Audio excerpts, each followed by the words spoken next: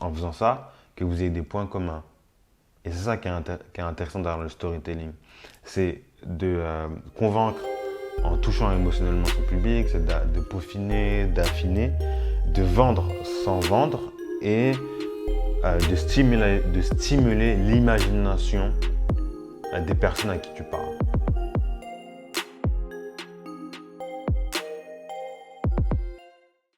Les enjeux derrière le storytelling, je pense il y en a plusieurs. Déjà, le premier, quand tu fais du storytelling, tu vois, c'est donc tu vas raconter l'histoire de ton entreprise. Et c'est souvent quand le storytelling, on va l'utiliser quand tu fais des pitchs, quand tu rencontres quelqu'un de nouveau, quand tu dans un événement de networking, tu vas l'utiliser pour raconter ton histoire. Mais finalement, quand tu fais du storytelling, tu le fais toujours à des personnes qui sont des prospects, donc qui vont correspondre à ton avatar client en général ou par loin, ou quand tu vas faire des pitchs devant des investisseurs, dans des conférences, quand tu te présentes par exemple à une... Souvent, ils organisent dans les chambres de commerce, ils organisent des réunions où des programmes où tu peux t'inscrire qui va durer 1 an et chaque mois en fait, tu as des réunions et c'est intéressant de raconter ton histoire, de raconter ton propre storytelling, pourquoi tu as monté ta boîte. Et déjà, je pense que ça permet déjà d'expliquer aux gens ce que tu fais à travers une histoire parce que quand tu regardes bien dans les films, dans les musiques, dans l'art, en fait, on raconte toujours une histoire. Tu vois, c'est important de raconter des histoires et c'est important de bien le raconter. D'où l'intérêt de faire du storytelling. Déjà, le premier enjeu, c'est de pouvoir toucher émotionnellement une personne à qui tu parles en fait. Parce que les émotions, c'est vraiment le vecteur pour toucher, pour impacter quelqu'un, parce que les émotions, c'est ce qui nous régit en fait, tu vois. Et après, le deuxième enjeu, quand tu racontes ton histoire, c'est de toujours la peaufiner pour arriver à une histoire pour arriver à un storytelling qui se rapproche de la perfection, mais ça permet en t'entraînant de la peaufiner. Alors que moi, je me rappelle, au tout début, l'histoire que je racontais, c'est pas la même histoire que je raconte maintenant. Le fond, elle reste le même, mais je l'ai peaufiné. Et c'est intéressant de raconter son histoire, de raconter son storytelling pour l'affiner. Après, c'est aussi de vendre sans vendre. C'est-à-dire quoi? C'est-à-dire que quand tu racontes une belle histoire, une histoire qui connecte, une histoire où tu vas raconter ce que ton produit peut apporter, ce que ton service peut apporter. Par exemple, moi, ça permet aux entreprises d'économiser du temps, de devenir plus rentables et d'optimiser leurs ressources humaines, tu vois.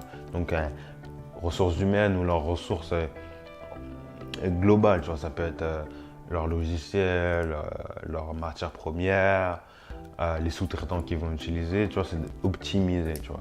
Donc, moi, je le raconte dans mon histoire, tu vois. Mais t'as pas l'impression que je te vends quelque chose. Mais en fait, c'est vendre sans vendre, tu vois. Et c'est intéressant parce que ça me permet de raconter la genèse, de raconter comment t'en es venu à créer cette boîte et comment t'es en train de vendre sans vendre à la personne, tu vois. Parce qu'en France, c'est intéressant de l'utiliser parce qu'on n'aime pas spécialement qu'on nous vende directement des choses, mais moi, je préfère en tout cas qu'on me raconte une histoire. Et ça permet aussi de donner une sorte de légitimité à ce que tu es en train de faire, à la boîte que tu es en train de créer, parce qu'il y a une vraie histoire émotionnelle avec des détails qui racontent un peu ton passé, donc un peu tes déboires, ça montre aussi ton côté vulnérable, ça montre que tu as échoué par le passé, mais que tu as appris et que tu deviens légitime à faire cette boîte-là. Il faut que ce soit toi en tant que personne qui fasse cette boîte-là et pas un autre. Par exemple, moi, je me sens vraiment légitime à faire la boîte que je fais parce que j'ai été dans le sport pendant plus de 20 ans. Et après, quand j'ai arrêté le sport, enfin quand j'ai diminué plutôt, je commençais à me poser des questions existentielles. Donc, je me suis intéressé au développement humain, au développement personnel. Et j'ai assisté à des conférences, à des séminaires. Et en fait, j'avais accumulé tellement de connaissances que je sentais que j'avais le même niveau que la personne qui faisait l'intervention. Après, c'était ma perception, c'est pas forcément vrai en fait. Et je me suis rendu compte qu'il fallait que moi-même je me forme en fait, parce que je commençais à être déçu de ce que je voyais. Donc je me suis dit, moi j'aime pas la déception, donc je vais me former moi-même et je vais faire mieux que ce que les personnes que j'ai suivies au début. Et c'est là que ça a commencé. Et tu vois, je te raconte toute cette histoire. Donc, tu vois, l'enjeu derrière le storytelling, c'est convaincre émotionnellement, le peaufiner, tu vois, toujours essayer de peaufiner son histoire parce que je pense que c'est toujours intéressant d'améliorer et c'est aussi de vendre sans vendre. C'est intéressant, tu vois.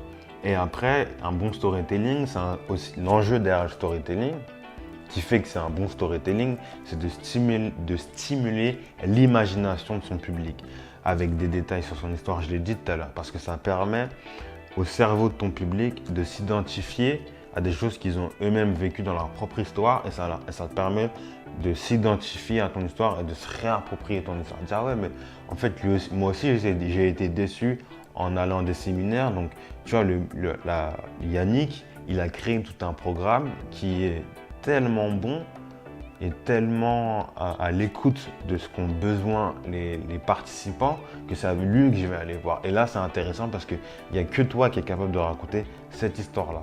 Et c'est ça l'enjeu derrière le storytelling, parce que, comme je disais, tu vois, le cerveau, en fait, il fait des associations, comme on l'a dit tout à l'heure. Tu vois, il va associer des choses que tu lui as dites à sa propre histoire à lui parce que c'est comme ça qu'il fonctionne, à des fichiers du passé, tu vois. Donc ça, c'est intéressant.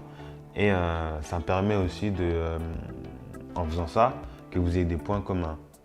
Et c'est ça qui est intéressant dans le storytelling. C'est de convaincre en touchant émotionnellement son public, c'est de peaufiner, d'affiner, de vendre sans vendre et de stimuler l'imagination des personnes à qui tu parles.